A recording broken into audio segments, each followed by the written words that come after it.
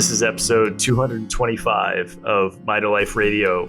I am Matt Blackburn, and today I'm interviewing Dr. John Lieurance.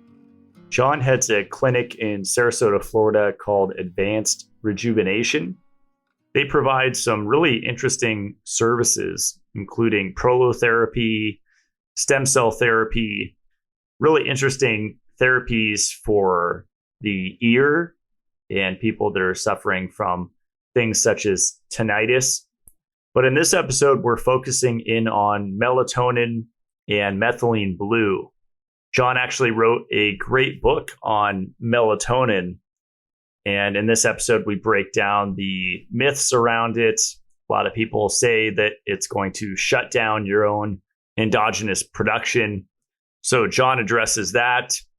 He talks about how much methylene blue he takes and a protocol that he's designed. Do we have to be careful that we don't take too much methylene blue?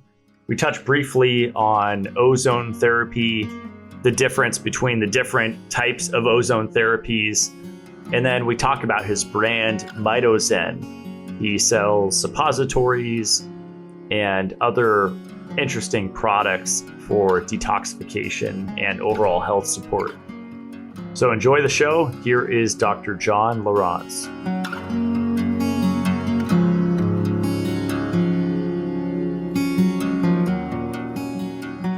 All right, Dr. John Lieurance, welcome to the show. Yes, thank you. It's so good to be here, Matt. Yeah, this is going to be a really fun chat. I found you through my friend Luke's story and listened to the show you did with him, I think a couple years ago now, on melatonin. And it's such an interesting topic because I've come from the quantum health world where, you know, when you start to talk about supplements, people get really emotional about it because there's money involved. And then they also say, you know, oh, you can just make that molecule. You don't need to take it. And in fact, if you take it, there's going to be these ramifications and blah, blah, blah. And it's going to, you know, shut down your own endogenous production and all the stuff I'm sure you've heard over the years.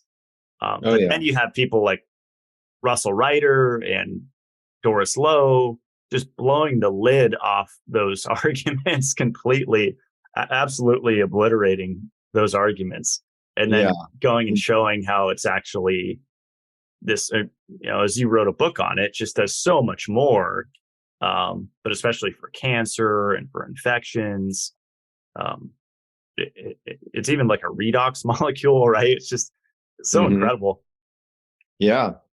Well, it's, you know, it's the master antioxidant and the master stress resilience molecule. And initially, when they did studies on melatonin, they didn't really think that it really did much, but they were testing these laboratory mice, and that would be kind of like, you know, because there's laws, the way that they treat these laboratory animals. They're basically staying at the Ritz-Carlton. I mean, they're fed regularly, the food's healthy, the cage is kept really clean, you know, they're allowed to sleep and blah, blah, blah. So there's very little stress on the animals. So when they tested melatonin, they were kind of like scratching their head, like, yeah, it doesn't seem like this molecule really does much when you compare, you know, giving it to this group of, you know, rodents versus this group of rodents.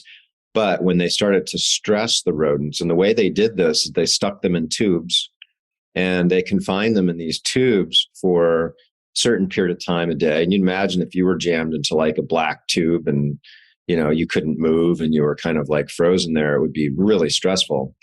And what they found is that the mice that they confide in these tubes would start to develop a lot of the different diseases associated with what we see, you know, diabetes and shorter lifespans and different degenerative problems and adrenal exhaustion, things like that. And when they gave melatonin, all of a sudden they're like, oh, wow, what's going on here? The mice that were given the melatonin just did so much. They were so much more resilient. And that opened the door for so much research that it is just mind-boggling. I mean, almost virtually every disease known to man, as far as I know, that it's just been tested. And every single time it comes back with benefit. And also there seems to be an underscore that there doesn't seem to be any toxicity. There doesn't seem to be anything negative, and that more research should be done. And, these are all mostly phase 1, phase 2 type of studies. It costs so much to bring something to market, right? There's just absolutely no money for someone to bring melatonin to market in a phase 3 clinical trial. It's so expensive. And, things like you want to talk about methylene blue today. The same thing. I mean, the molecule's out of patent. Some of the ozone's another one. Ozone. We should be using ozone in our hospitals. What I see in my clinic with intravenous ozone is nothing short of a miracle, especially for people with chronic infections.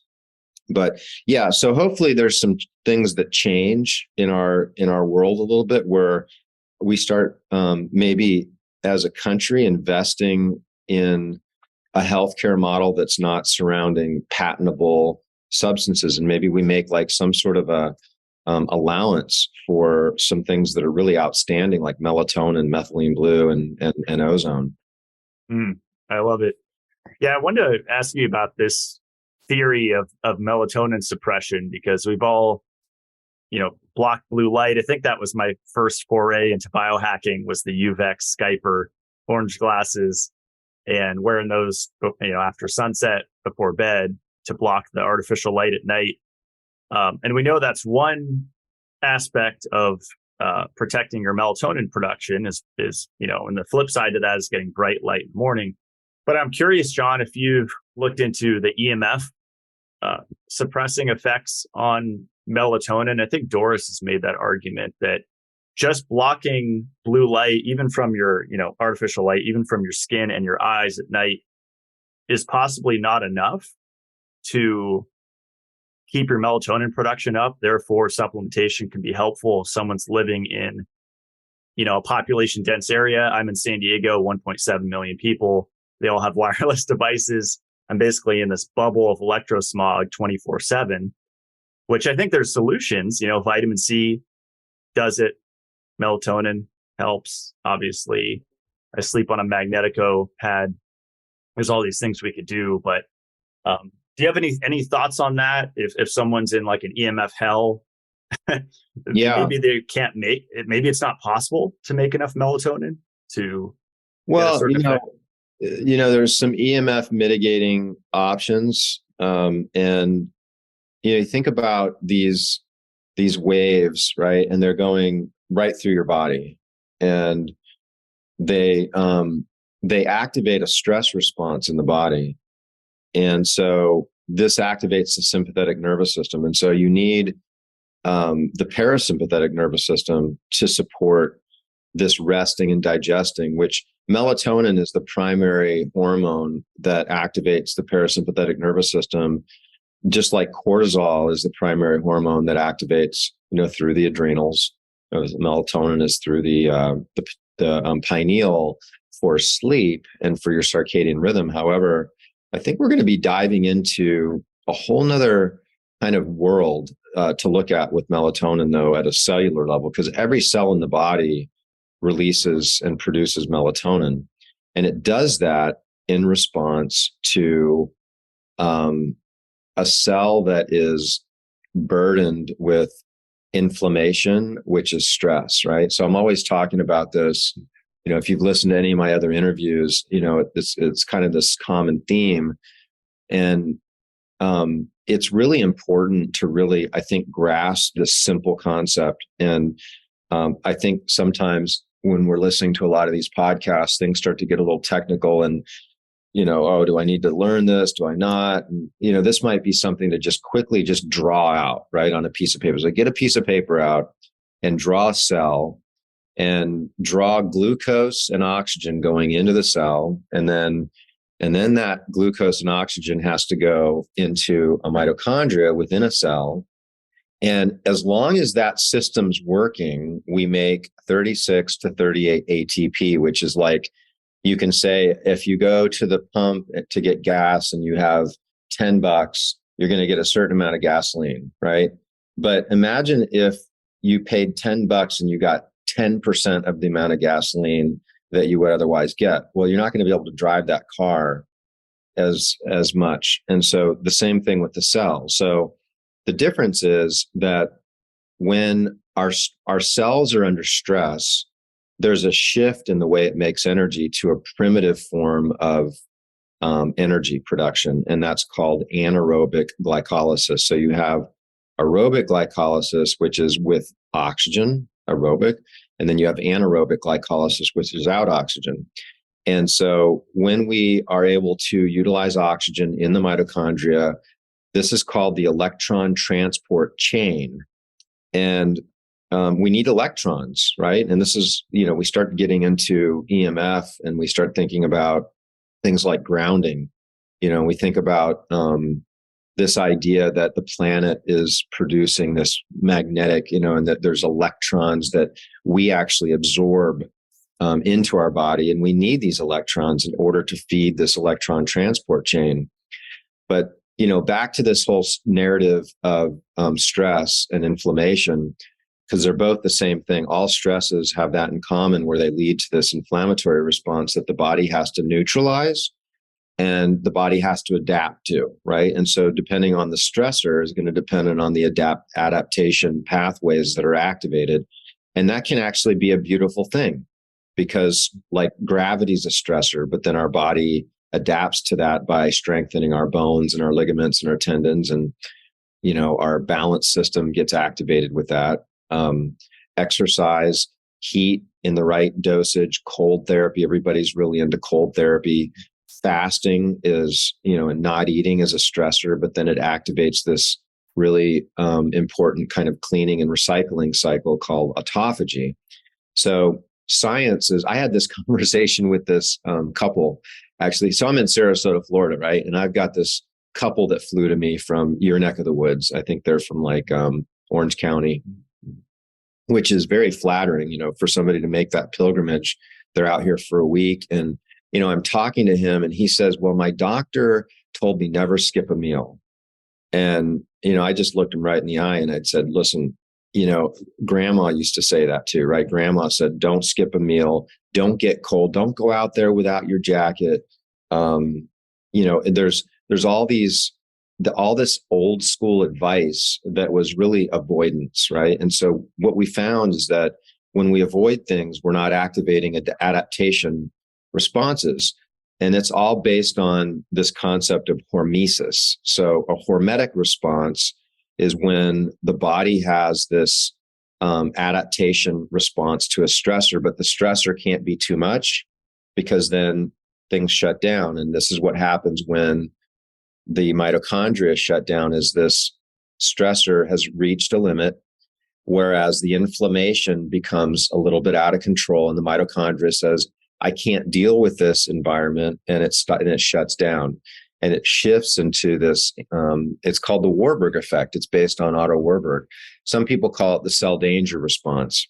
And all of a sudden you're making 10% of the energy that you might otherwise made. Now, you don't have to have cancer for this to happen. I mean, this could be from, like, for instance, COVID causes cytokine storm because of the out of control inflammation, but any infection does this.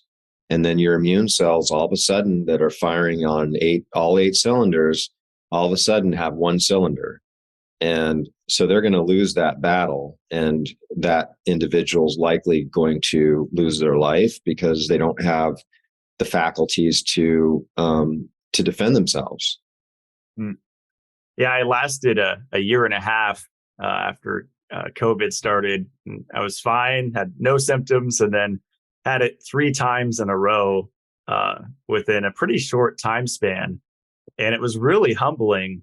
The first 2 times I was really anti-ascorbic acid, because I bought into the whole food vitamin C argument. So I thought ascorbic acid was poison, which I later found out it's the opposite. It's a medicine. And the third time I had COVID, I was just taking tons of vitamin C consistently. So like set a timer every 15 minutes, dose up. And I knocked it out super quick, way faster than the first couple times. And I was combining that with hyperbaric oxygen therapy and Mhm. ozone. I'm glad you brought that up. And yeah, I'd love to get into some of the therapies you use in your clinic. I I've been using ozone for several years, and I think 9 years ago or so, I started ozonating my water with the SOTA unit out of Canada, and Mhm. that doesn't use an oxygen tank, so it's just pulling from the air, and you're going to get nitrogen impurities like nitrosamines, right, and different things. And so, I think it was about a year and a half ago, I bought my friend's machine, and it hooks to a oxygen tank. And I'm curious your thoughts if this is a good way to go, because I've heard there's debate. If you, I bought welding from a welding supply store, pure oxygen Mhm. tanks. Is that equivalent to medical grade oxygen? What Oh you yeah, you don't okay, need medical grade. I mean, it's going to be the same thing. They just, okay, you know, yeah. I mean, we always suggest that people can do that if they're looking to save a little bit money or they don't want to have to use a prescription. okay, good to know. Yeah, I know you know a ton about ozone, and what are your thoughts on rectal ozone at home versus intravenous? Because I've heard, like my friend makes the argument that rectal ozone is 90% as effective, 90 to 95% the same effect as intravenous. Would you agree with that, or what are your thoughts?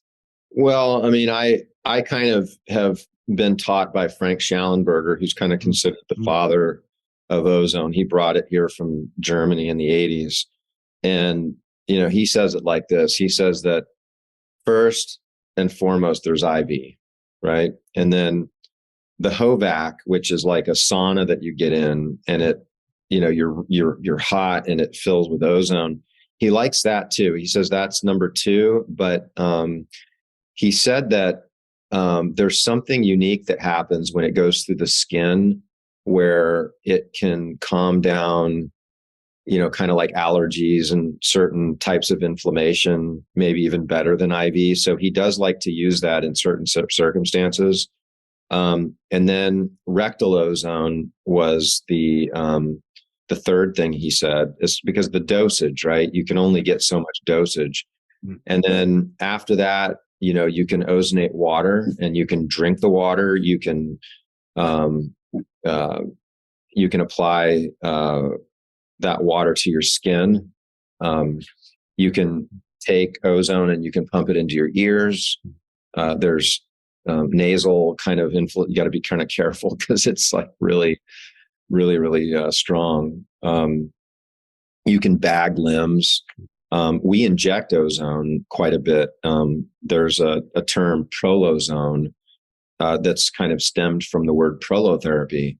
So we started using prolotherapy in my clinic, almost 30 years ago, where it's a dextrose solution. So it's a hypertonic sugar and it's injected. Usually it's combined with lidocaine, but that's injected into joints, into tendons, into ligaments.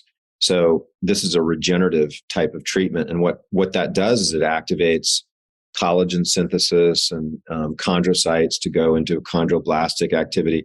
It's kind of like your poor man's stem cell treatment. So, but this is all we had, back then. And it saved my career as a chiropractor because I got into an accident and I had terrible low back pain, and so I had this treatment, totally corrected it, and so I was like, okay, we got to bring this into my practice. And down the road, we started to learn about how we can use ozone as well. And the ozone can be injected like all on the spine. It's great for spinal issues. You can inject it into joints. You can inject it under the skin over certain areas. I recently had some dental work. My dentist, um, he addressed some cavitation. So I had wisdom teeth removed. And his perspective is almost 90% of the time, if you've had wisdom teeth removed, then there's going to be some pockets of infection in there. And so they do this CT scan called a cone beam, and then they can look at that. This dentist, his name's John Osberger. He's in Denver. I think his clinic is Biodentist, and he's really at the top of his game. But he did the cone beam, and then they injected ozone all in there, right? And so in a lot of your better dental practices, they use ozone quite a bit, with their procedures, just kind of sterilize things. But yeah, ozone, it's 3 oxygen molecules. We have the ozone layer, and it's a stressor, right? We talked about hormesis earlier, so this ties really beautifully into this conversation. We really we have to deal with oxygen, because oxygen is what creates oxidation, right? The word oxidation, oxidative stress. And so this creates a tremendous amount of oxidative stress, which is how your immune system actually works. In fact, that's how your macrophages work. They attach to a foreign invader or a bug, and they inject hydrogen peroxide, basically, which is, similar. And so by taking this into your body, it has an antimicrobial effect. But what happens is it oxidized lipids that are kind of like little fat molecules that are floating around in your body or your blood. And then those oxidized lipids, some people call them ozonites, they become like this powerful medicine. It's like a signaling molecule. And that signaling molecule basically tells the body a couple of things. One is that we have a lot of oxidation and that we need to bolster our antioxidant faculties. Number 2 is that there's a gene pathway called PGC1 alpha. And PGC1 alpha is one of my favorite pathways, but basically it's the pathway when it's activated that stimulates mitochondrial biogenesis.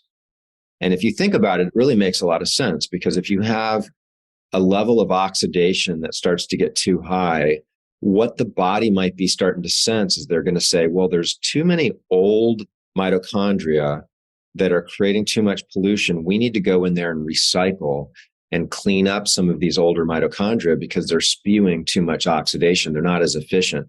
Kind of like if you had a city with a bunch of old cars and you're kind of looking at the smog and saying, yeah, we need to make some policies because there's too many old cars.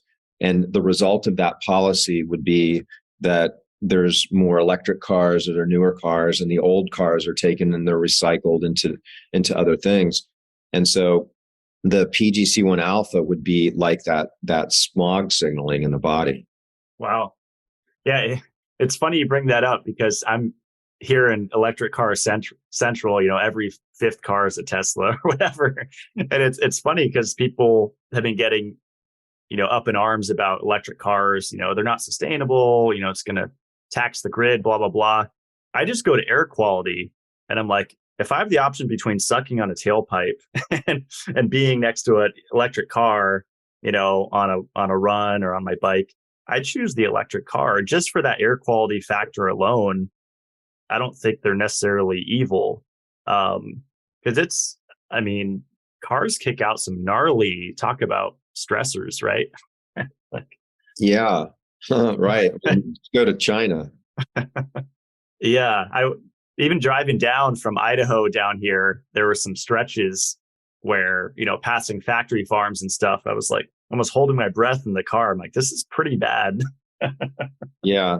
Well, air quality, it's interesting. They did studies in hospitals, and they looked at air quality, and they did a study where they put air purifiers in certain rooms and certain rooms they didn't. And then they were comparing the outcomes, and they saw a significant difference in the mortality and the recovery to the patients by just having clean air. So I would say you're really onto something there, that clean air can be incredibly important. And that's why I've got ozone filters, and I use UV, UV lights are in the air handlers. And oh, cool. Yeah, I just had my friend David. He works. I found the company HypoAir at like the Bulletproof conference years ago, and he recently came to my house, my new home, and did like a little air consultation, and just really simple stuff like switching out the on your HVAC system, like where the air comes into the vents. You can put like MERV 12 like carbon filters, basically. So you're turning your HVAC into basically like a HEPA filter. That's nice. cool little stuff like that. I've been geeking out on it, and then putting little ionizers in the blowers, so it's blowing out ions every time the fan kicks on. And Yeah, yeah, yeah. feel the Those difference. are great too. The ions. I forgot to mention that, but that's important. Yeah. Yeah, he was saying, because we have tons of cactus here, and there's some around my property, and he's like, the needles on the cactus actually produce negative ions. That blew my mind. I was like, I never Wow. thought So about you got to go hug cactuses. that. Might be a dangerous thing, but hey, maybe the juice is worth the squeeze. It's interesting, right? Because in the ocean, there's on the beach, there's a ton of them, and then you go to the desert, and you would think there would be none, but maybe with all the needles and cacti. Yeah, that's odd. I'd never heard that before. That's interesting. Kind of going back, I want to pick your brain on so many things, so I need to kind of reel myself in here at some point. But I'm curious if you played with Procaine hydrochloride, because you mentioned lidocaine, I think. And I've injected Geravital several times over the years, and it's pretty scary because it's a really long needle. It's intramuscular. And then I interviewed my friend Tim the biohacker, and he was saying, I guess he IVs Procaine hydrochloride, which I thought it was only intramuscular, but curious if you have any experience on it or thoughts, the Romanian therapy. Yeah, well, I mean, it's thought that the Procaine converts into GABA in the body, and there's a company out of Germany that makes a really special Procaine. I guess it's hard to get here, but it has some powerful effect into the mitochondria, allowing some membrane transfers. And it's been a while since I really was diving into that with that particular Procaine, but there are some interesting applications. I think that adding some Procaine into like just a standard kind of high dose vitamin C, I think makes sense. We do that. We do that fairly often in my clinic, and you get like kind of a little bit of a buzz too. You feel relaxed. Oh yeah, it was kind of like a weird high. I would combine it with a ice bath at like Solar Noon, grounded naked years ago, and just get lit up like a Christmas tree. It was kind of fun. Well, that's the GABA. The GABA is kind of the the universal brake system for the brain and relaxation molecule. Mm-hmm. What are your thoughts on taking antioxidants? Like I sell ascorbic acid and mixed tocopherol vitamin E. I know those are two big ones, and then glutathione is another one, which I personally don't take, to kind of balance out the oxidative stress. Like say you're doing ozone therapy, you're doing a round of intravenous ozone or rectal or whatever it is. Do you think it's a good idea, or even hyperbaric, to take these antioxidants before or after? Or well, you definitely don't want to do it before. I think it might make sense before hyperbaric or ozone to maybe take magnesium or some baking soda. I think that methylene blue makes a lot of sense to take before. But then when you're doing an oxidative stressor, you don't want to suppress the oxidation. And the other thing, and we're guilty of it in my practice too, just because of time. And so oftentimes you'll get, doctors will do an IV ozone, and then right after that, they'll do an ascorbic acid, vitamin C IV, right? Which is an antioxidant. It was commonly taught that, you do IV ozone and then you do a glutathione push afterwards. My preference though, and quite probably more often than not, we won't administer an antioxidant. We'll let that oxidative stress carry on for a while. We might give them another disclosure, my company's Mitozen.club. We're a private membership, something that's kind of new for our model. So it's a $10 membership fee, and so we have a number of different products that we produce, and so just wanted to disclose that. But one of the first, it was actually the first products that that I actually developed a lot of these things just for my own journey through Lyme and mold and Epstein-Barr. And it was a glutathione suppository. And so it's a 600 milligram. And so we'll send people home with that, and we'll have them do that before bed. What's nice about glutathione is that it also is one of the sleep promoting substances. So it can be a nice addition to an evening protocol. And most people, if they've got a little inflammation or they got allergies, they're dealing with something, can do something like that and find that tends to settle down inflammation in the body really nicely. That's awesome. Yeah, actually, I was glancing at your website before we started, and I noticed you have the Mito Zen Club. So is that for safety? Because I think you offer like a Amanita product, Amanita muscaria, like tincture and then gummies. Yeah, it's pretty cool. Well, so the challenge that I ran into was with COVID. We had the FDA come down on us pretty hard just because we had, I was selling something called a viral protection kit, and I was talking a lot about melatonin and glutathione for viral immunity.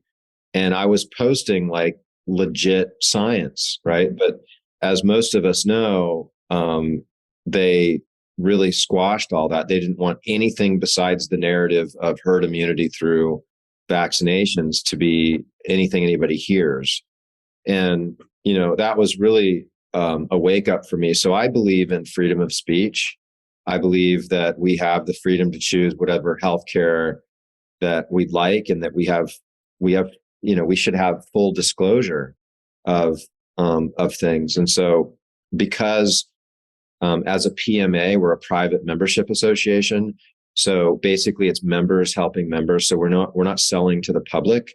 And so that allows us to provide, I think, better education to people, and also having products that might otherwise be difficult to sell out on the open market with, say nasal sprays and suppositories and things like that. Wow. Yeah, you have really, really cool products. I have a friend that sells methylene blue tinctures, and over the last couple of years with COVID, he had to change the picture on his website to a question mark and like erase the title and make it like MD or the blue stuff or something like that. It just got so crazy. Oh, wow. So he got told he couldn't sell methylene blue. I think it was Shopify crackdown or something. Yeah, I think you guys people like you are so cool for going out and putting your neck on the line for doing this stuff, because they just pick one person to be the example, and it's like, all right, let's go to war, and it gets nuts. Well, methylene blue, you can buy it in a troche. You can buy it in a dropper bottle.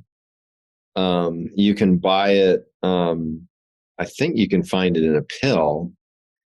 We have I call it a bar, right? So it's like a troche, but you cut it into pieces and you drop it in the back of your throat. So it's meant to take oral. And Francisco Gonzalez Lima is, by the way, if you want to take a deep dive, Mercola did a great interview with him. He's done a few interviews actually that have been really, really spectacular. But he was asked about delivery systems, and when he was asked about sublingual or troches, he said that he didn't feel like that was going to really deliver much methylene blue. And I talked to people that use that, and they said their urine doesn't even turn blue, but your urine should turn blue because that's the route. So you're just not really absorbing much. And most people don't really like their mouth turning really blue and looking like you just ate blue brains, like you're a zombie. So, and it absorbs really well orally, unlike melatonin or glutathione. and actually a lot of different nutrients, they don't absorb orally very well because the gut breaks it down with the gut acid, and then you have first pass to the liver. So that you have like for instance, melatonin, 2.5% is absorbed orally. So very, very little. Yeah, when I read that in your book, the Melatonin Miracle, I believe it's called, that blew me away. And I think Doris Lowe on Facebook and her blog and stuff, she just recommends high dosing it, and that orally, and that would be one way to get around that, right? Like I think you mentioned on Ben's podcast, some guy takes 5 grams every night. Some people take 3 grams, I take like 30 milligrams of the slow release. That's my current experiment. And if I take it right before bed, I notice I'll wake up drowsy. So I try to plan ahead and take it 1 or 2 hours before I'm going to go to bed. Yeah. Well, you're probably a slow metabolizer. Mm-hmm. Yeah. So, yeah. And that's a good trick. If people feel too drowsy in the morning, they take it earlier in the day. And as long as there's light hitting your eyes, you're not going to release the pineal melatonin. So that's great to know. Yeah, I love your Lumitol blue bars. I drove them down my cooler from Idaho, brought them down here. Is there actually an expiration on there, or is that just something you have to put? Does it expire or your product? From what I've been told, like it never in years, so it's very stable molecule. Because you mix some other stuff with it that's pretty cool. Hemp and kind of a lot of the same ingredients you put in your suppositories, right? So, yeah, similar. Yeah, we have some polyphenols in there. We have some terpenes, and so it's got some synergistic kind of photoactive substances there. One product that we don't really hardly ever talk about in podcasts is there's something called Lumitol. And so we have Lumitol Blue, but this is a suppository, and it's loaded with curcumin and green tea extract. It's got quercetin, loaded with all these polyphenols. It's got fisetin, it's got stearylstilbene in it, and lutein. And it was before I really was connected with Methylene Blue. So this was an earlier product that we made, but it was specifically for taking before either going out in the sun or getting in front of red lights, right? Personally, I think the Methylene Blue alone, if you're going to just do one thing, but boy, it's really nice to really stack these things, because they're all really synergistic, and they do some really amazing things when they get into your cells. But the thing about Methylene Blue that makes it so special is that it's got an affinity to your mitochondria. And this is really where the photons come in. And when they hit the mitochondria can use we talked about electrons, right? But it can use photons too. So pull electrons from the earth, we collect photons from the sky, and it's almost kind of got this spiritual aspect to it, right? So we have divine, that comes from above, and our pineal is the receiver for that. And this energy comes down. And then we have our root chakra, right? That we have Mother Gaia energy that comes from the earth, and is the photons and light coming through the crown chakra. And then we have like the electrons coming through the root chakra, and they meet in the heart chakra, right? And I love that. I love that explanation. That's incredible. Methylene Blue, it has so many different effects. I did such a deep dive the last couple of years into iron and copper metabolism, and kind of came full circle in my approach to a more balanced perspective. Because you have Mercola and a lot of people out there saying everybody has iron overload. I do not agree with that. I think a lot of people have iron deficiency, not anemia, but iron deficiency, which is totally different from anemia. It's just different. There's like 3 stages of iron deficiency, and anemia is the last one. But from what I understand, Methylene Blue has a really powerful effect on copper, which then affects how we metabolize iron, in that I think it could actually, like ascorbic acid, change copper 2 to copper 1. or kind of change the valence state of copper, Mm-hmm. which has then an effect on how we utilize oxygen and all that stuff. So it's I'm starting to think there's almost no part of physiology that methylene blue doesn't improve. It's got such a far-reaching benefit. In fact, that's why it was given the name Magic Bullet. Right? I believe it was Paul Ehrlich in the 1800s. You know, he was the one that discovered that methylene blue was the cure for malaria, and then, you know, he's saying a molecule that has far-reaching benefits to the body, but leaves the body unharmed, right? So that's got this powerful antimicrobial effect too. So it, like, you know, I mean, it was the cure for malaria, and honestly, it's probably still the best treatment for malaria because there's no resistance that occurs with methylene blue, where you do get resistant strains to antibiotics. Mm-hmm. But you just imagine, you know, you have methylene blue there, and, you know, they're you know, treating malaria, and then all of a sudden antibiotics come out, right? And they seem to work, and it's the newest, sexiest treatment. And, you know, I've been guilty of it as a physician. You know, I mean, you get excited about new technology. I mean, everybody does, right? So you get this beautiful, you know, girl that walks through your office and gives you these samples and blah, blah, blah. And it's this new sexy drug, blah, blah, blah. And so methylene blue got completely forgotten. And there's been a resurgence and a new interest looking, because there's so many resistant forms.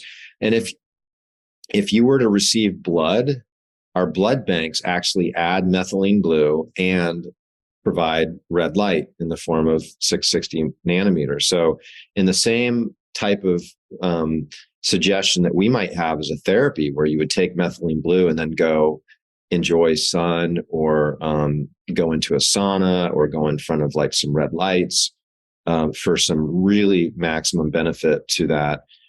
This is what they use to kill bacteria and viruses and so forth that might be in blood. So it's safer. So anybody that's gotten a blood transfusion has gotten a little bit of methylene blue. Wow. I think I saw you on a panel. I think it was with Ben Greenfield, maybe late last year, early this year. And they were talking about dosages of methylene blue. And I know there are some people out there that sell methylene blue that are saying you can take too much to where you'll have a really negative impact, and kind of be careful of taking too much. And you don't want to go over, 16 milligrams at once or something like that.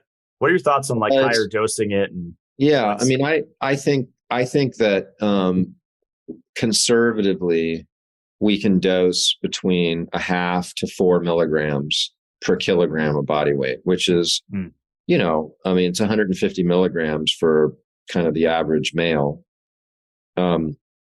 Where if you look at the studies they did on depression, it's really interesting. There's a paper that was written that was kind of summing up all the different studies, and they kind of put it all together. And what they found was that they kept on ratcheting up the dose, and they found that it worked better and better and better. And eventually they were at, you know, they went over 350 milligrams a day, and they were at 500 milligrams. And they found that to be kind of the sweet spot for depression, which they found it kind of tied to nitric oxide. And they were like saying, okay, well, nitric oxide seems to be very, very related to mood and depression. And when they were able to elevate nitric oxide, the depression came on. When they were able to lower it, the depression got much better. And that's one of the things that methylene blue does. It kind of mops up nitric oxide. And nitric oxide is a reaction to infection. And I believe a lot of people have these chronic infections and they're undiagnosed. And so then they have nitric oxide as a result. It's the body trying to defend itself. But chronically, it's extremely destructive, very destructive to the body. Nitric oxide, because um, when the nitric oxide combines with um, certain chemicals in the body, you get something called peroxynitrates, and it's the most destructive oxidative substance in the body, and it's like kind of the cause of a lot of destruction of the arteries and degenerative brain disorders and so forth. So, point being is that it's likely that most depression states are people that have chronic infections, and that the methylene blue is really working on that. Yeah, I've read there's a synergy between EMFs, nitric oxide, and peroxynitrite, where if you have elevated nitric oxide in a heavy EMF environment, say 20 or 30 Wi-Fi signals, that will increase lipid peroxidation in your body and this kind of inflammatory domino effect. Oh yeah. Well, I mean, we're getting more and more information about EMFs and 5G, and you're seeing more information. I was watching, and who knows if this is like accurate or not, but I was watching a video on Instagram, and they were like had a Wi-Fi router, and they were trying to sprout plants, and like the plants. Did you see that one? Yeah. And the plants did grow. I know one thing. I do believe, and I've seen some studies and some images of this, is that mold and fungus, they grow in a very aggressive fashion, and I believe that a lot of viruses in the body, like Epstein-Barr, I believe a lot of like, Candida, these become really pissed off because they kind of don't like that energy. And so they become much more adversarial to us. Mm-hmm. And then you have the impact to your circadian rhythm, especially at night, if you've got the EMF, because these EMFs, they go through and they hit the pineal, and the pineal perceives this as light. And so the pineal then does not produce melatonin. So lots of problems with EMF. We want to turn our routers off at night for sure. And then, what's really interesting, and I haven't really delved into this, but there's like EMF protecting clothing, Right. Yeah. I wish they were more stylish. I delved into it. I wore it at airports, and I don't know. I used to live next to Brian Hoyer, Shielded Healing up in Idaho, and he said stay away from it because basically we don't know the harmonic frequencies, that the secondary frequencies that are emitted from the silver fabric when the EMFs hit it, because it's creating another signal as it bounces off. And he's like, we don't know the effects. I'm like, that's a good point. I can't think of a good counter argument to that. And so my philosophy now with EMFs is just strengthen the body, vitamin C, all the, the redox stuff, get sunlight, grounding, melatonin, and just keep, obviously don't put a cell phone to your head and stuff. I mean, I wear an Apple Watch and I feel fine. I just put it in airplane mode if I'm on a walk and I'm not expecting a call or something, Yeah. But yeah, you got to be smart. You got to be smart about it. I think you had mentioned something earlier on that's really a key is grounding, right? Or like you can get PEMF mats, right? You can get these PEMF devices, and I have a PEMF mat that I sleep on, but I've got the best PEMF mat known to man, which is Siesta Key Beach. Have you heard of Siesta Key and the beach out here? I have not been. I have relatives in Pennsylvania. That's the only area I've been to on the East Coast. I'm not well traveled, but at some point I want to visit Florida and of course see your clinic. It'd be awesome. Sounds next level. There's ley lines, and so there's different places on the planet where the electromagnetic frequencies are boosted, and so when you stand on the ground, it's like PEMF on steroids. So I literally am a stone's throw away from this beach down the road, and so one of my favorite things to do, Matt, is to go down and I'm grounding, and I'm doing breath work, and the sun's coming up. So I'm getting the sun gazing, activating that morning circadian rhythm. And man, you talk about lighting you up like a Christmas tree. Yeah. I used to do that. That's one thing I'm really happy to be closer to the beach, because I was so far inland a couple months ago or a month ago. But yeah, having your feet in the wet sand, my favorites at sunset. There's nothing like it. I mean, I feel it kind of radiating down from my head down to my chest throughout my body. I actually used to scuba dive here, so I'm stoked. I just got my equipment last week, and my tank and my buoyancy control device and the regulator, and nice. I'm excited to get back in the water. Just being in the ocean is so healing in itself, right? Do you spearfish? No, I just like looking at stuff and kind of having that meditation down there, and you know, just kind of that weightless kind of feeling, floating around and playing with octopus. And oh yeah, that's nice. Yeah, the visibility is, I'm sure, lower than where you're at. It's like, I don't know, 30 to 40 feet on average, probably. Oh, now we don't have great visibility out here. I mean, sometimes we do, but it's not, it's the Gulf of Mexico. So you might have it better out there in the Pacific. Interesting. Yeah. Huh.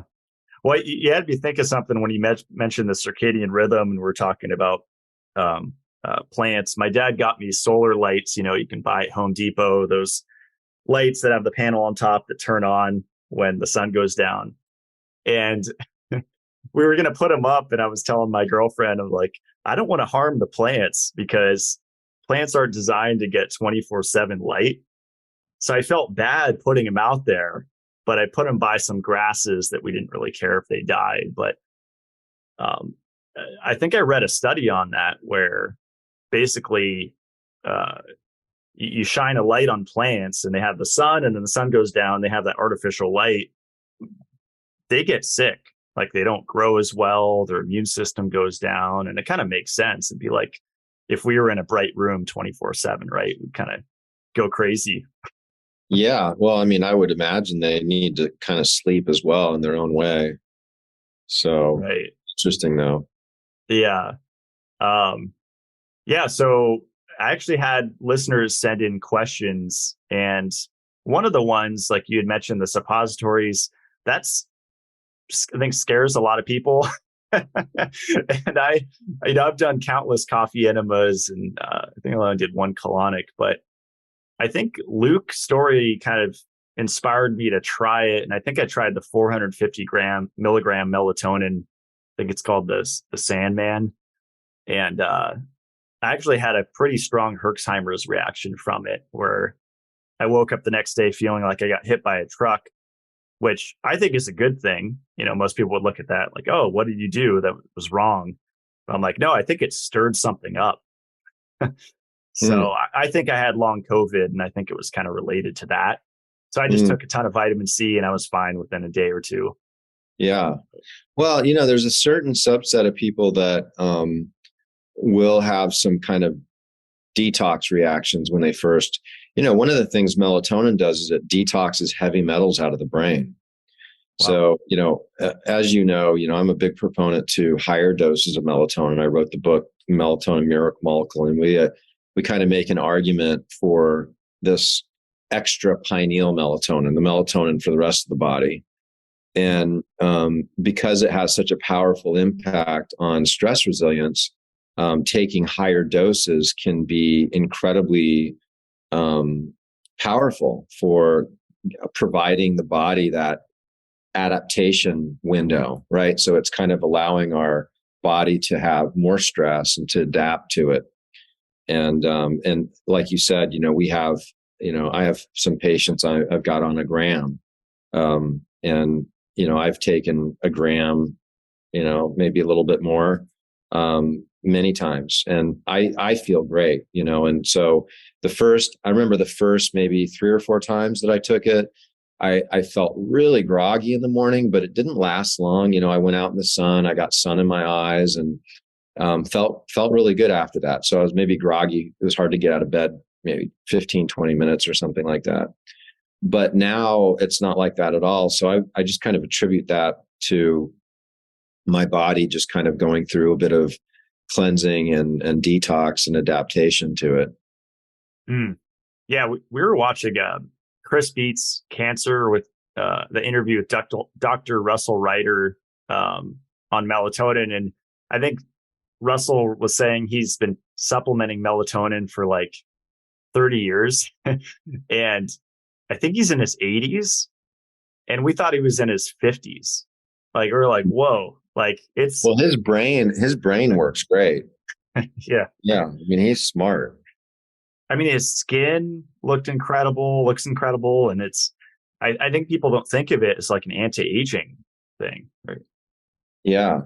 Well, I've noticed my skin, my skin is changed. We have a melatonin skin cream, Mito Skin, and it's got melatonin and an antioxidant called apocynin and resveratrol, and it's in a kind of a coconut base. And that has been really, really interesting to use topically. But, for the gut and for the skin, because you think about, your gut and your skin are similar in the fact that these are barriers between the outside world and the inside world. And these are areas that we have to deal with stressor. And so melatonin tends to be really, really powerful. In fact, I wrote a whole chapter on skin, and I wrote a whole chapter on gut in the book. And like your microbiome actually responds to melatonin, and the gut produces 400 times more melatonin than the pineal. And this is in order to create this microbiome swarming. So this effect of the microbiome going through this proliferation phase where it's producing, it's doubling and tripling its numbers. And without the melatonin, you don't get that healthy. And actually, the melatonin suppresses the bad bacteria, and it supports the good bacteria. So like Crohn's disease, ulcerative colitis, all of these gut diseases, there's actually studies showing that melatonin had powerful effects. Wow. That's incredible. We had a good question. Can supplementing melatonin inhibit ovulation in women? Well, not that I'm aware of. There's some misunderstanding of melatonin and hormones out there, especially with testosterone. For the most part, melatonin will actually help support, women getting pregnant, and I believe both the male and the female consuming melatonin can really support that, because it's a real thing now. People are having a hard time having babies for a variety of reasons. So there's good evidence that melatonin can support that situation. And I know Andrew Huberman is very anti-melatonin, which is really unfortunate because he has such a huge following. And recently I've been hearing Jack Cruz really, do a lot of trash talk on melatonin. But, when I hear Jack talk about how you're going to shut down your exogenous, it's like, okay, did you read the research? Like, I mean, come on, it's pretty obvious that doesn't happen. So like, where do you go in conversation from there when you don't even have like a solid base to talk about the hormone? But I get it. I mean,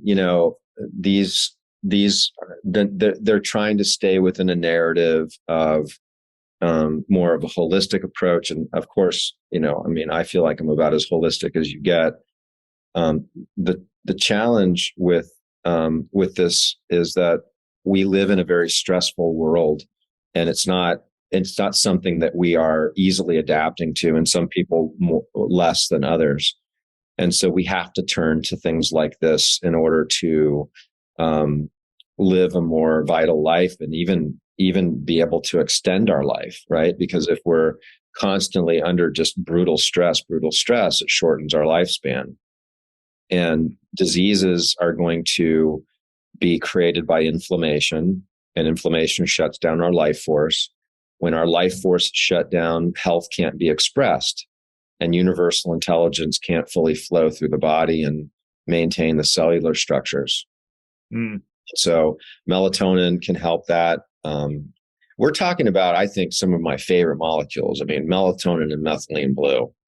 Come on, is there anything better? Yeah, your information on them's awesome. I highly recommend your book on melatonin and your methylene blue products, and all your products are really, really innovative and interesting. I think before my floats, I got into the tobacco snorting. I have a humidor full of like 100 cigars here. I The like Zen? the Zen, Mito's, yeah. The Zen Mist, yeah. Before a sensory deprivation flow, it's awesome. Yeah. Oh yeah. I did a video I posted on my Instagram this morning on Zen with breath work. So it's like, doing Wim Hof type of breathing. You do like the 30, 35 breaths, and then you do the Zen, and you inhale and then you fully exhale and hold your breath. And boy, I really feel the pineal. Everything feels really calm and still. So yeah, and there are some really interesting applications to that Zen. I find that it's nice at night if you're starting to fade a little bit, and you're kind of with a group, you're out to dinner and you're not wanting to like have coffee where you're going to be up all night. A little Zen can be really nice. Some people like to use it in ceremony with like plant medicine. That's kind of the original use of it. But this is in a nasal spray where it's traditionally like in a powder that burns really, really bad. So it does burn, but that's part of the activation to the vagus nerve. And that's why you get this afterglow and this kind of like really nice feeling afterwards. Mm. Yeah, I've been offered, was it Hape once, and I declined just because I didn't feel ready or whatever. Like I wanted to try it, but I can imagine yours is a lot more gentle. Uh-huh. It is. Well, it's slightly more gentle, but it doesn't last as long. Mm-hmm. This is a good question, and good for me actually, because I really want to do this. Where in LA does he recommend to get high dose methylene blue treatment? So I guess they're referring to the IV with the red light on it.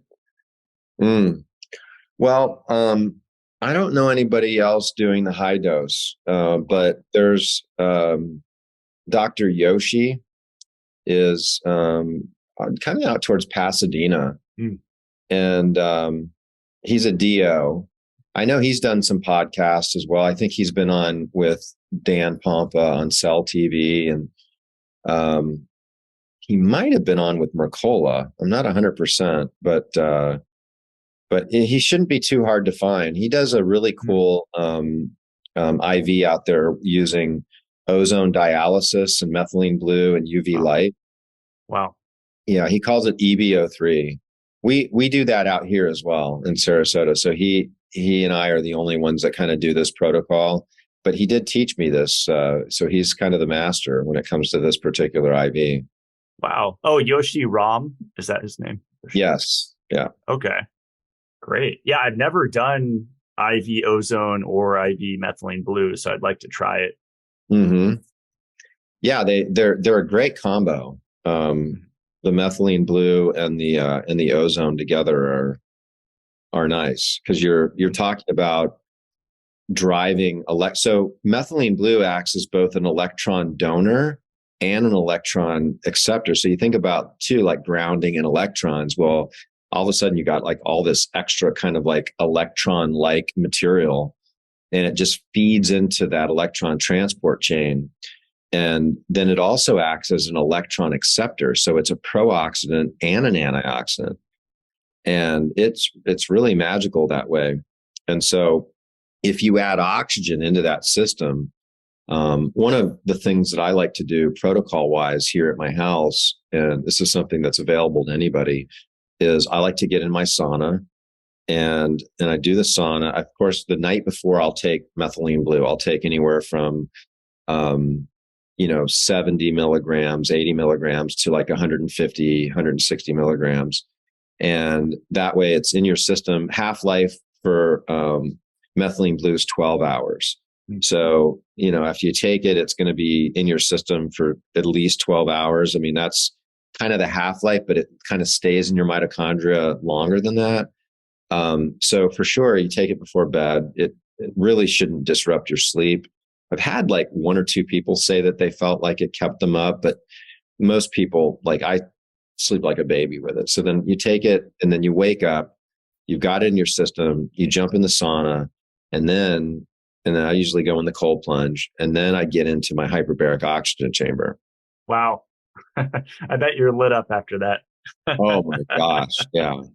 Yeah, for sure. That's awesome. I've been so busy, I haven't had time to go in the hyperbaric, but it's amazing if I'm ever underslept. I just go in there and take a nap, and it's like I get a full night's sleep.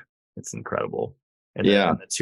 Sometimes, you're like, it's early in the morning and, you're like looking at the clock. It might be like 3:34. And you're like, you know what? I think I can make it. And you just kind of get yourself in, you zip yourself in your hyperbaric, and then you just go to sleep until like 6. That's a great way to do it. Yeah.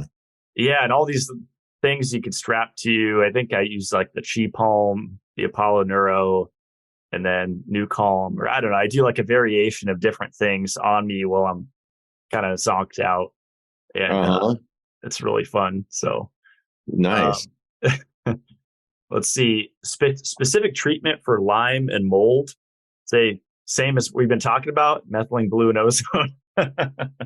Yeah. Well, so we treat a lot of people. I mean, I although I'm in Florida, we do distance coaching, and I've got a couple of health coaches that I've taught, my system, that have been with me for years. And so we do testing with patients. I think that more of a custom protocol is important. It's not an easy thing to treat, and it requires really hitting things on multiple points.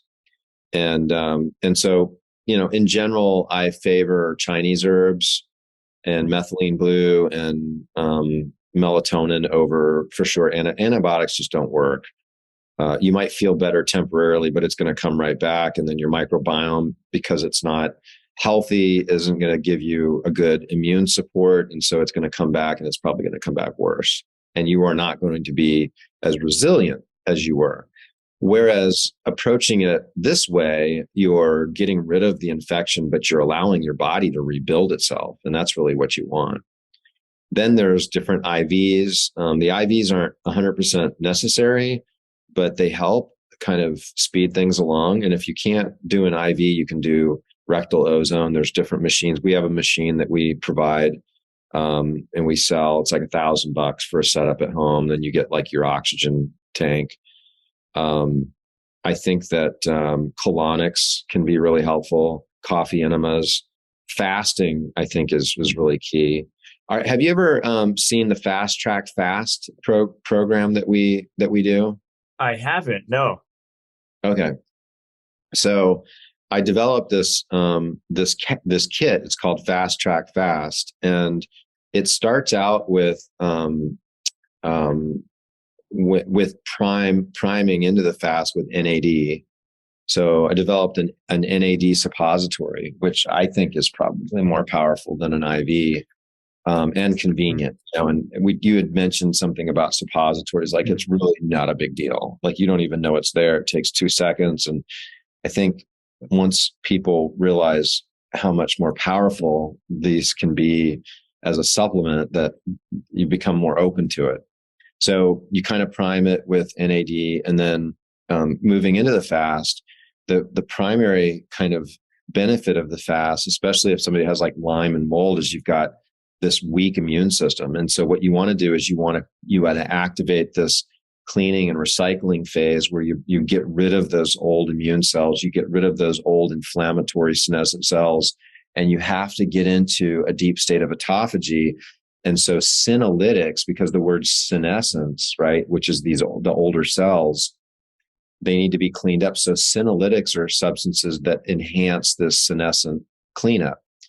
And sterile stilbene and fisetin are 2 of my favorite. And so we have Lucitol, which is another suppository. And we have a lot of these products in liposomals, but they don't work as good. But for people that just don't want to do a suppository, we do have them available. After the fast, what a lot of people miss is you want to refeed properly. So this is where your body then grows and regenerates and like produces more cells and tissues. So you want to activate the gene pathway, which is mTOR, that is going to stimulate that growth. And the primary activator of that is proteins, in particular leucine. And so we created a kind of a protein supplement called StemTOR. And then your microbiome, right? You're like suppressing all of this bacteria because they're starving, right? So it's kind of like you're whittling down that microbiome, and then it's going to repopulate after. So you're going to really want to activate microbiome swarming. So taking high dose melatonin really makes sense the few days after a fast as well. And then you've got methylene blue, because methylene blue enhances autophagy. So you could pretty much take methylene blue all the way through that entire phase, except you could maybe leave it out at the refeeding for a few days after the fast. Wow. That's awesome. Have you played around in your clinic with exogenous ketones? Because we've the last like week or two, we've been diving into the nuance between 1,3-butanediol and, ketone esters, where that is bound to, BHB or whatever. And it seems like a big debate, which one's better. I'm just curious if because I know it doesn't put you into a keto state. It's not that simple, but they do have really unique benefits. Even for like increasing insulin, lowering blood glucose. I don't know. Just curious if you played around with those with your clients at the clinic or anything.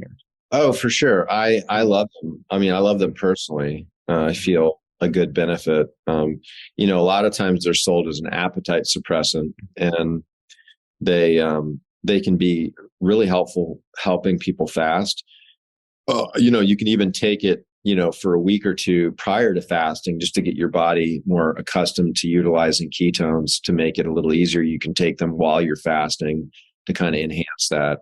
And then you could take it anytime. I mean, I don't know, I think last Friday I took some ketone esters just for an extra boost because it was a long day. Yeah. And it really does enhance the brain. Yeah, we went out for sushi last week because I'm so glad to have good Mexican food and sushi again. Up north, there's none. So we had a bunch of good sushi, and then I used my friend David as my guinea pig. And I'm like, let's see if we can get you buzzed off the 1,3-butanediol. So he took like 50 grams at once, and he's in the back seat. He's like, I'm feeling something. Because supposedly, Richard Veach said that, the mice were stumbling in the study when they got up to, 25, 30 grams of 1,3-butanediol. So they got that drunk kind of effect. Yeah. Fasting. Yeah. The ketone alcohol, right? So it's like, I kind of like that stuff. Yeah. Yeah. But there's another company that's in Sprouts now, HVMN, that sells it as a performance enhancement. So we've been just, looking at the benefits. And I had Lat Manser on my show of HVMN, and he was recently on Ben Greenfield's podcast. And yeah, there's kind of this battle of philosophy. Which one's better, ketone ester or 1,3? I think they both have their uses.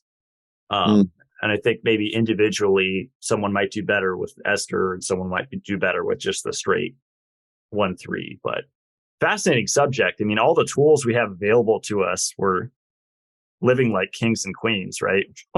Oh, it's incredible. We're so lucky. Yeah. Maybe just a few more questions here. My friend John asked, should melatonin dosage change when there is less light outside? So I just came from North Idaho, where pretty much for 6 months, there was almost no infrared or UV. I mean, I definitely felt a change in my whole system, immune system, emotional. It's melatonin stored from light hitting our retina. And so the amount of light that we get throughout the day is going to depend on how much melatonin we're going to store. So there would be a higher need for melatonin supplementation for an individual with less light. And, or if an individual was wearing a lot of sunglasses or working inside, Night shift working, that's just the worst, right? Where you're not getting really any sun, you're sleeping all day.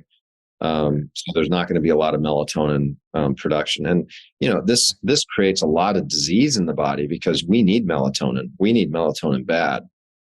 And when we age, we produce less and less melatonin. In fact, after the age of 40, it just drops dramatically. I mean, Google melatonin, and age and the graph, right? And it's just like almost next to nothing, after 40, 60, 80. I mean, it's gone. So this is what we all look forward to, no matter how much biohacking you do. I don't care if you're wearing your glasses, the blue blocking glasses and the EMF, like all that, it's still going to be obliterated just with age. So I think that it's just, crazy not to consider the supplementation in light that there's no negative feedback loop with the hormone. And secondarily, there's no toxicity. So there just doesn't seem to be any argument that really holds any weight in the, according to the research, to not supplement with melatonin. Yeah, I think back to what you were saying with the Jack Cruz people and all that. I think fear sells, and you can't really argue with people that are in that mindset. But when you just look at the results that people are getting, clients at your clinic, friends and family around you, it's funny now when I hear someone say that, oh, that's just placebo, just whatever XYZ supplement, that's just the placebo effect. It's like, well, we've given it to our dog and cat. And like when you give it to animals, there's no placebo, and yet they get a beneficial effect. So, well, the placebo is a real thing. If we know we're going to get better, if we think we're going to get better, then there's chemistry that changes in the body. And so, we have the ability to change physical things in our body with our mind. And this has been proven. I mean, there's one study I always think is really interesting with cancer patients in the hospital. And all they did is just have the cancer patients visualize Pac-Man eating up cancer cells. And there's stories about, patients being prayed, just praying for patients and patients getting better. So I think there's a lot of spiritual applications to healing that is not something that's easily proven in science. But with melatonin, it's, you can't argue with with this just massive body of research. Yeah. My mom used the Zelda game. I grew up with Zelda, and when she had cancer, she imagined, slashing the demons or whatever in that game, being all the pathogens in her body, and it worked. This was decades ago, but she actually got rid of her cancer, and she was doing some other stuff, but she wasn't doing ozone and methylene blue, and it was mostly the visualization that got rid of it. Yeah. Hey, listen, pause for a second. Okay. I have an electrician coming in about 5 minutes. Oh, okay. We will have an hour and a half, because we started about 6 minutes or so after 3. So Yep. Do you think we can wrap it up in about 5 minutes? That sounds good to me. Yeah. Okay. All right. Cool. Let's see. All right. 3, 2, 1. Well, this was awesome. A lot of information here, and I highly recommend people pick up your book. Is it The Melatonin Miracle? Miracle Mall. It's on Amazon. Yeah. Awesome. And you have the mitozen.club. Just really fascinating products. And it's cool you have alternatives if people don't want to do the suppositories, which you call bullets, on there. Then they have some oral options. What's the one you mentioned in the syringe? The Lucitol, is that one you mentioned earlier?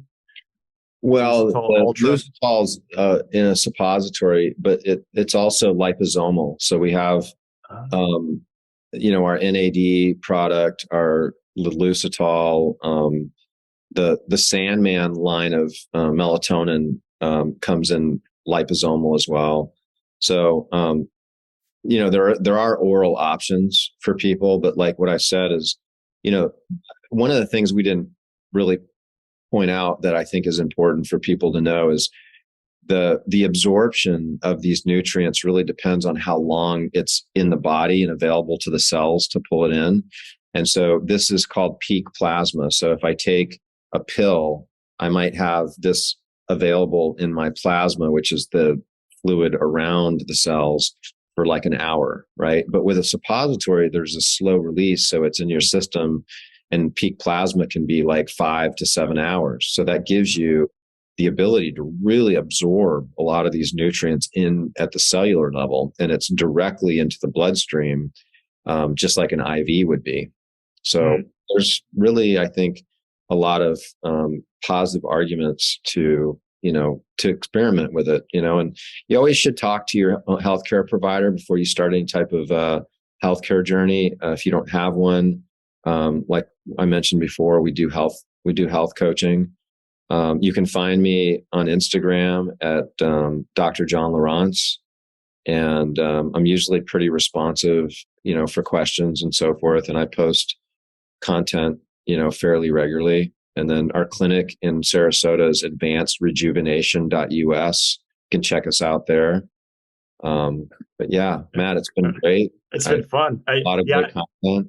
I posted this picture of you to ask for questions, and someone, it's for the listeners, it's you with the 2 lights, and someone commented, "That looks effing scary."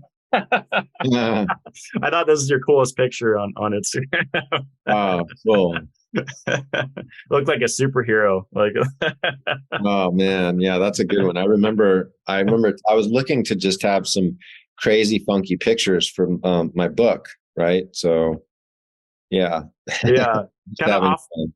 I love it. Off the wall question, real quick. Can someone just melt a suppository in, say, an enema bucket with warm water or hot water, let it cool down, and then hold an enema with it for what would be the minimum time to hold it, 10 or 15 minutes and get the same benefit? Or no, is it different? Well, it's a suspension in palm oil. And so what would happen is that suspension would probably dissolve in the water, but then you'd have the oil floating around. You may get some of the content get in the water, but I wouldn't recommend it. Got it. Cool. All right, John. Well, I'll put the links below where you guys can check out his stuff. And stick around as we close out the show. Thanks so much. This was awesome. All right, Matt.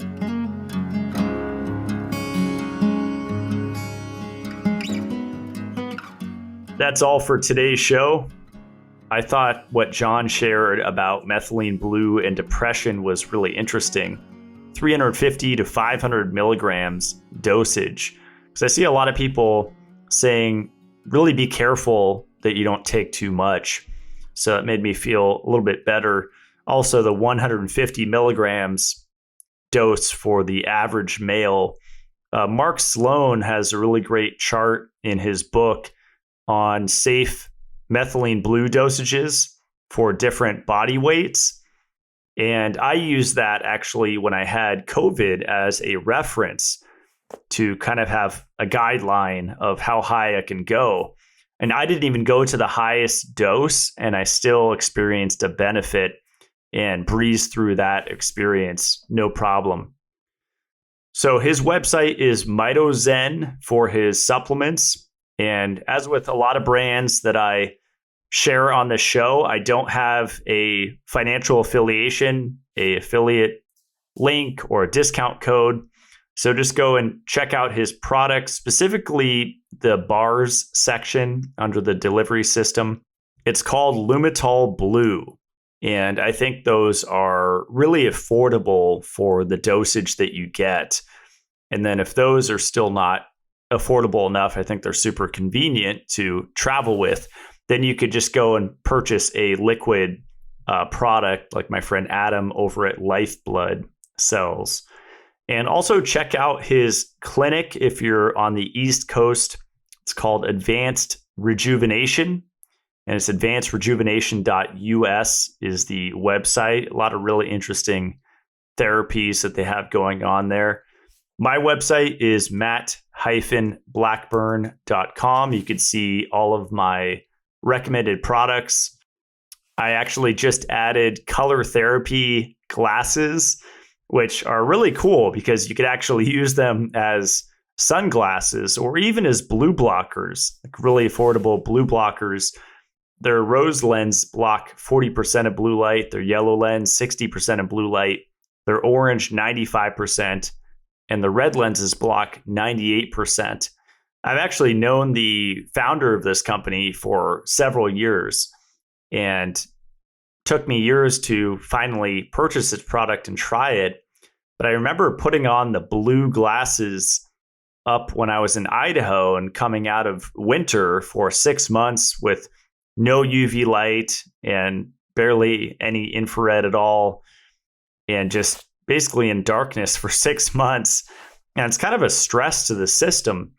And immediately putting on those blue glasses, they're calming. They have a little chart when you purchase their glasses with what color does what.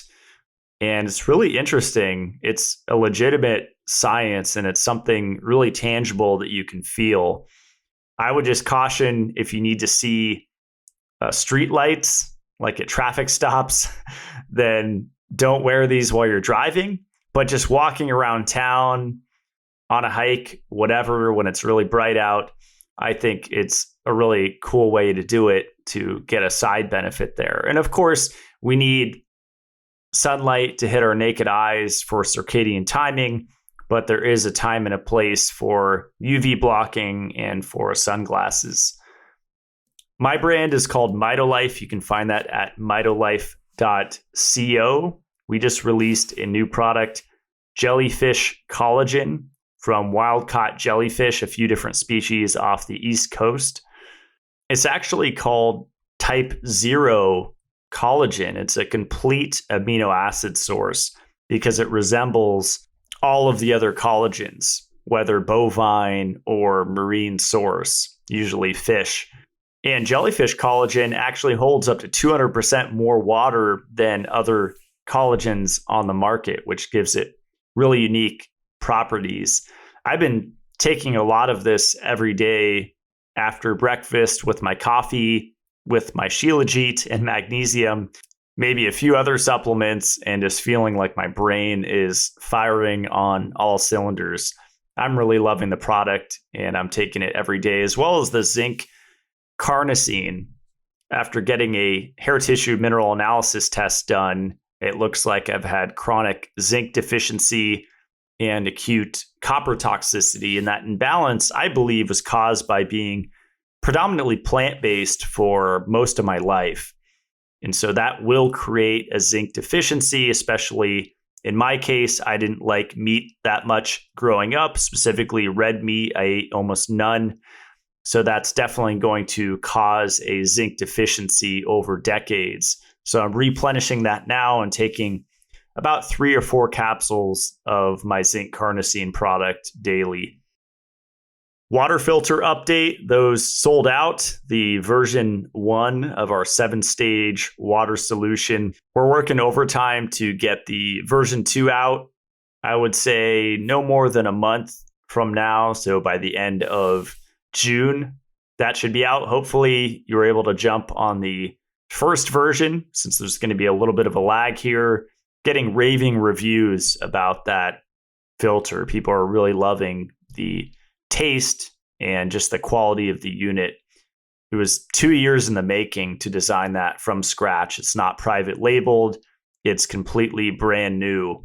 So really happy to offer this water solution to you guys to put under your kitchen sink and have a really powerful, easy to maintain point of use water filtration unit.